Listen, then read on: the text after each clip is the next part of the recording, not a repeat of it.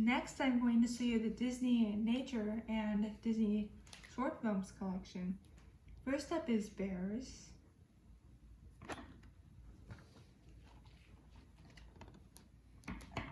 Next, it's Born in China.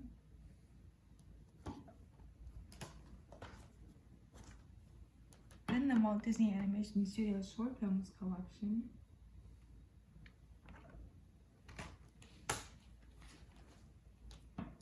Then the Pixar Short Films Collection Volume 3.